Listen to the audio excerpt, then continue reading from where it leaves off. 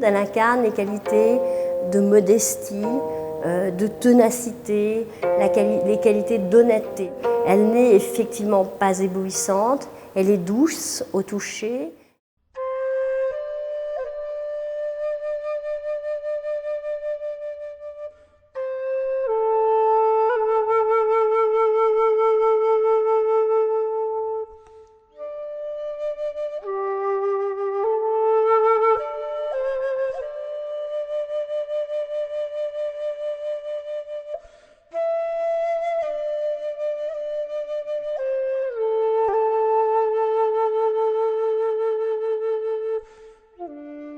On commence l'exposition avec une citation de Confucius, évidemment.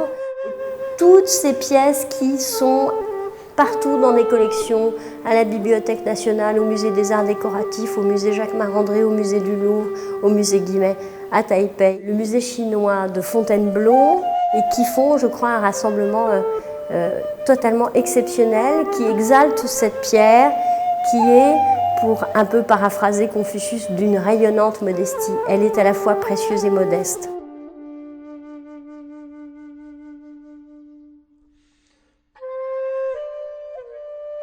L'exposition a été organisée avec un prêt exceptionnel du musée de Taipei.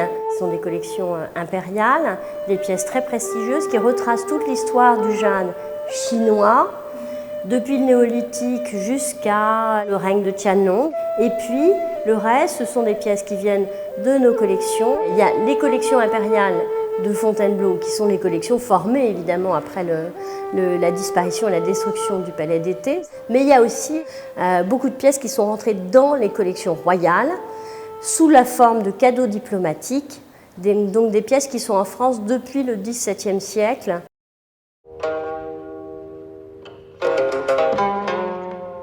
Et on termine en particulier avec une série d'objets extraordinaires créés par la maison Cartier dans les années 1930. Et il y a une pièce absolument exceptionnelle dans l'ensemble de pièces prêtées par Cartier, ce qu'on appelle les pendules mystérieuses.